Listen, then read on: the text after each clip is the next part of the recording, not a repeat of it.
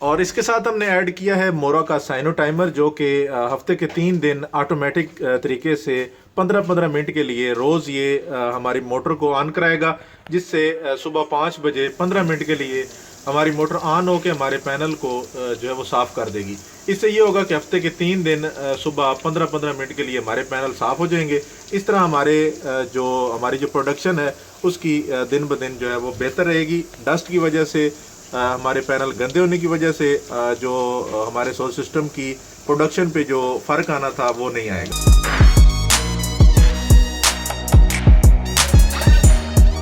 अस्सलाम वालेकुम मोअज़्ज़ज़ नाज़रीन, आए आज हमारे साथ 12 किलोवाट का एक हाइब्रिड सोलर सिस्टम इंस्टॉल करते हैं, जिसमें हमें क्या कुछ चाहिए और कितना हमारा लोड उठाएगा और कितना खर्चा आएगा। मोअज़्ज़ज़ नाज़रीन, बुनियादी तौर पर 12 किलोवाट के सिस्टम में मैं लॉन्जी के जो है वो 540 वाट के 20 पैनल इस्तेमाल कर रहा हूं, जो कि आलमोस्ट 11 किलोवाट जो पावर बनती है। और यहां पर इस सिस्टम के लिए मैं एलिवेटेड स्ट्रक्चर इस्तेमाल कर रहा हूं, जो कि आप यहां देख सकते हैं कि हमारे पास गार्डर पड़े हुए हैं, जो कि हम इसकी एलिवेशन के लिए इस्तेमाल करेंगे। और साथ में वहां पर आप देख सकते हैं कि गैल्वेनाइज सी चैनल इस्तेमाल कर रहे हैं। यहां पर बुनियादी मकसद इसका यह है कि यहां पर जब पैनल के नीचे सी चैनल आ जाता है तो उसको रंग नहीं किया जा सकता। नीचे जो आपका आयरन फ्रेम होता है वो बाद में रंग हो सकता है, लेकिन ये सी चैनल चूंकि आपके पैनल के साथ अटैच होते हैं, इस वजह से यहाँ पर इनको हम गैल्वेनाइज यूज़ कर रहे हैं। और ये वाले 5 इंच का गार्डर इसको फ्रेम के लिए बनाएंगे।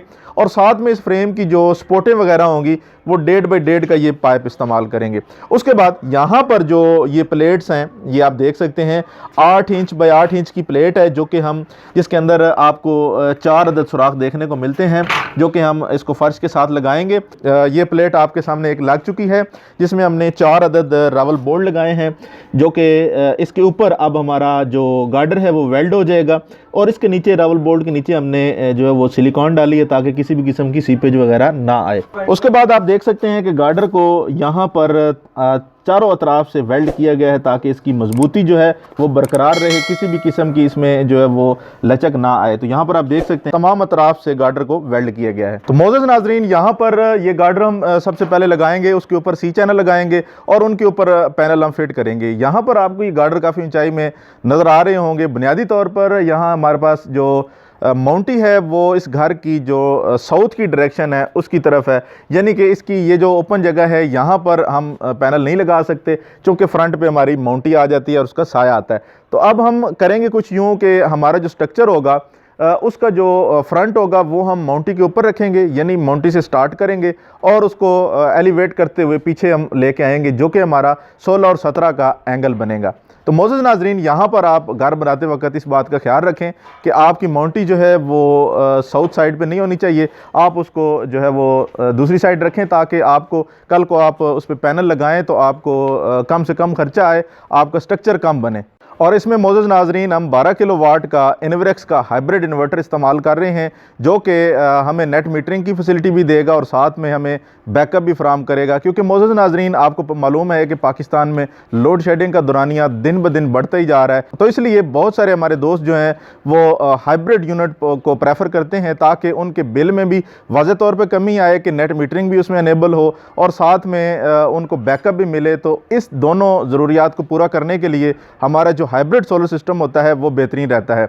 तो यहाँ पर जो हम इन्वर्टर इस्तेमाल कर रहे हैं ये टॉप ऑफ द लाइंस हैं इन्वर्टर्स में, जो हाइब्रिड्स हैं इन्वर्क्स का। तो यहाँ पर हम बैकअप के लिए लिथियम आयन बैटरी इस्तेमाल कर रहे हैं पायलनटेक कंपनी की। तो मोअज़्ज़ज़ नाज़रीन, जो कि बैटरीज में भी टॉप ऑफ द लाइन है, बेहतरीन बैकअप देती है और कम वक्त में चार्ज हो जाती है, बनिस्बत के आप पाकिस्तान में दूसरी जो लेड एसिड वाली बैटरीज हैं, तेज़ाब वाली, जो बाकी आपकी तमाम तर जितनी कैटेगरीज की बैटरीज हैं, उनमें से ये बैटरी बहुत कम वक्त में चार्ज हो जाती है और बहुत अच्छा बैकअप देती है। और मोअज़्ज़ज़ नाज़रीन, यहाँ मैं आपको बताते चलूँ कि 4500 इस बैटरी के लाइफ साइकिल हैं। लाइफ साइकिल से मुराद कि एक दफ़ा चार्ज और डिस्चार्ज होने को एक लाइफ साइकिल कहा जाता है। तो मोअज़्ज़ज़ नाज़रीन, अगर आप इसको रोज़ एक दफ़ा चार्ज और डिस्चार्ज करें तो ये आपके 12 साल ये बैटरी निकालेगी।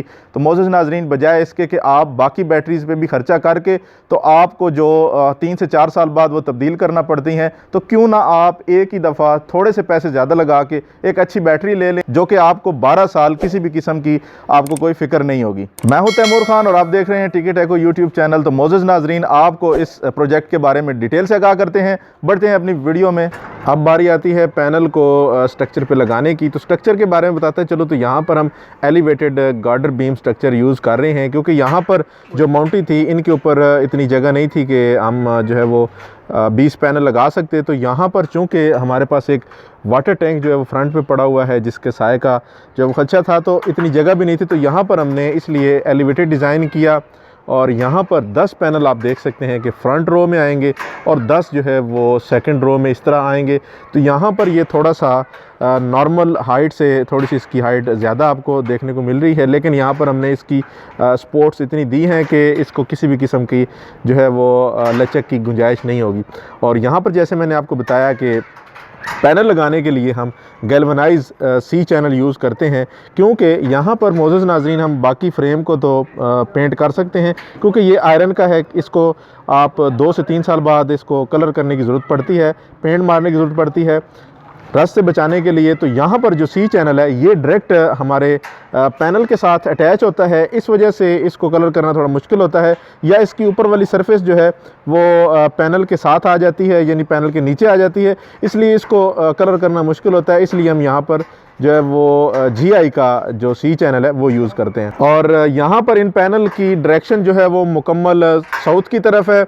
और एंगल की मैं बात करूँ तो यहाँ पर 17 डिग्री का, तो यहाँ पर 17 डिग्री का एंगल आ रहा है, जो कि हमारे दोनों सीज़न के लिहाज से, विंटर और समर दोनों के लिहाज से प्रोडक्शन के लिए बहुत बेहतरीन एंगल है। और पैनल के कनेक्शन की बात करूं तो यहाँ पर हम 10-10 पैनल की 2 स्ट्रिंग बनाएंगे, यानी फ्रंट वाले पैनल एक स्ट्रिंग पे होंगे और बैक वाले 10 पैनल दूसरी स्ट्रिंग पे होंगे, क्योंकि ये हमारा इन्वर्टर जो है ये डुअल MPPT यानी 2 स्ट्रिंग को सपोर्ट करता है। और इन्वर्टर हम इसमें इन्वरेक्स का नेट्रॉक्स मॉडल का 12 किलोवाट का 3 फेज़ हाइब्रिड इस्तेमाल कर रहे हैं, जो कि 48 वोल्ट्स के साथ है। यहाँ पर मैं बताता चलो कि 48 वोल्ट्स का मतलब है कि यहाँ आप इसके साथ 4 अदद बैटरीज इस्तेमाल कर सकते हैं। अगर आप लिथियम आयन बैटरी इस्तेमाल करते हैं तो 48 वोल्ट का आपको एक पैक इस्तेमाल करना होगा। अगर आप लेड एसिड बैटरी यूज़ करते हैं तो उसके लिए आपको ये इन्वर्टर 4 अदद बैटरीज को सपोर्ट करता है। उसके अलावा यहाँ मैं आपको बताते चलूँ कि ये 3 फेज़ इन्वर्टर बुनियादी तौर पर इसकी इनपुट भी 3 फेज़ है और आउटपुट भी 3 फेज़ है। यहाँ पर आपने एक बात का ध्यान रखना है कि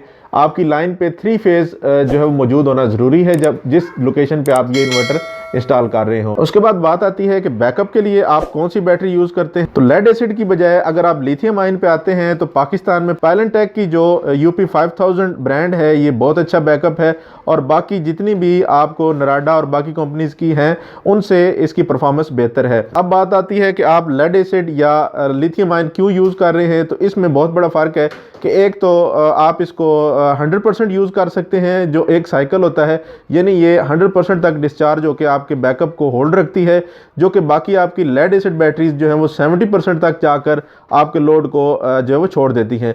तो यहाँ पर जो सबसे बड़ी बात है, जो बड़ा डिफरेंस है वो ये है कि यहाँ पर आपको लिथियम आयन में इसके 4560 लाइफ साइकिल मिलते हैं, यानी कि आप एक दफ़ा इसको फुली चार्ज करें और फुली डिस्चार्ज करें तो एक लाइफ साइकिल काउंट होता है। मिसाल के तौर पे अगर आप इसको एक दिन में चार्ज और डिस्चार्ज करते हैं तो इस तरह आप इसको 13 साल तक यूज़ कर सकते हैं। तो कंपनी भी इसकी 13 से 14 साल की बैकअप की वारंटी देती है। और अगर आप लेड एसिड लेते हैं तो वो भी आपको 3 से 4 साल बाद दोबारा आपको वो रिप्लेस करनी पड़ती हैं, तो उसकी प्राइस जो है वो इससे बढ़ जाती है।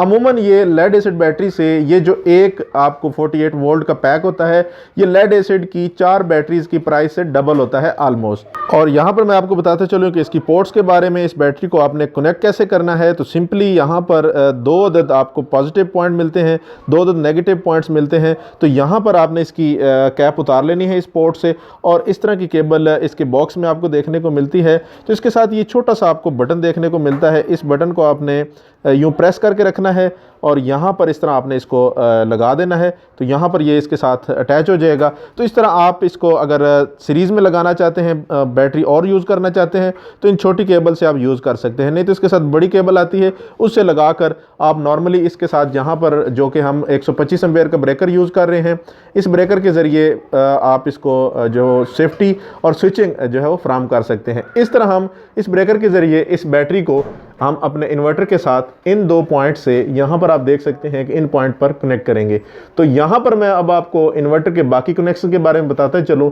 तो ये PCB पे आप ये छोटे कनेक्टर में आप देख सकते हैं ब्लैक और वाइट वायर्स, ये हमारी CT की हैं, और यहाँ पर ये ब्लैक वायर हमारी न्यूट्रल की है। और यहाँ पर आप देख सकते हैं कि हमारे तीनों फेज़ जो है वो वापडा इन हो रही है। और यहाँ पर आप देख सकते हैं, यहाँ पर मैं आपको दिखाते चलूँ तो यहाँ पर हमारा जो है वो हैवी लोड नीचे की तरफ है और लाइट लोड हमारा ये यहाँ पर आप ऊपर वाले कनेक्टर में देख सकते हैं। और यहाँ पर हमारा जो है वो पैटर्न थोड़ा सा चेंज है। यहाँ पर हमने सेफ्टी प्रोटेक्शन डिवाइसेस एक ही जगह पर एक ही मेटल बॉक्स के अंदर उनको जो है वो इंस्टॉल किया है। वैसे तो अमूमन आप देखते हैं कि हमारा पैटर्न थोड़ा सा चेंज होता है कि हम छोटे छोटे बॉक्स से उनको अलग अलग कैटेगरीज में डिवाइड करके उनको इंस्टॉल करते हैं। तो यहाँ पर हमने एक ही बॉक्स के अंदर इनको समेटने की कोशिश की है। तो यहाँ पर मैं आपको दिखाता चलूँ तो 2 अदद हमने चेंज ओवर लगाए हैं। एक हमारा चेंज ओवर जो कि हमारे हैवी लोड को स्विच कराएगा सोलर और वापडा पे, यानी कि बाईपास कराने के लिए, और ये छोटा चेंज ओवर हमारे लाइट लोड को स्विच कराएगा सोलर और वापडा के दरमियान। मिसाल के तौर पे अगर हमने अपने इन्वर्टर की मेंटेनेंस करनी है या हमारा सोलर किसी भी फॉल्ट मोड में चला गया है तो हमारे घर का लोड डिस्टर्ब ना हो, तो उससे हम इन 2 चेंज ओवर से बाईपास कर देंगे, यानी हमारे घर का लोड डायरेक्ट वापडा पे चला जाएगा।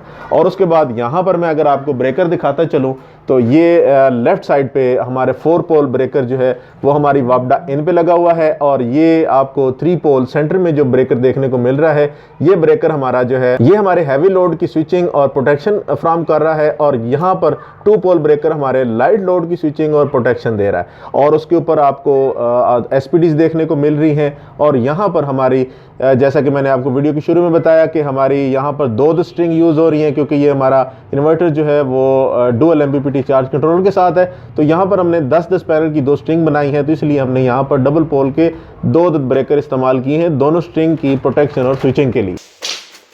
और इसके साथ हमने ऐड किया है मोरा का साइनो टाइमर, जो कि हफ्ते के 3 दिन ऑटोमेटिक तरीके से 15-15 मिनट के लिए रोज़ ये हमारी मोटर को ऑन कराएगा, जिससे सुबह 5 बजे 15 मिनट के लिए हमारी मोटर ऑन होकर हमारे पैनल को जो है वो साफ़ कर देगी।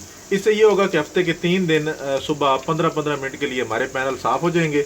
इस तरह हमारी जो प्रोडक्शन है उसकी दिन ब दिन जो है वो बेहतर रहेगी। डस्ट की वजह से, हमारे पैनल गंदे होने की वजह से जो हमारे सोलर सिस्टम की प्रोडक्शन पे जो फ़र्क आना था वो नहीं आएगा।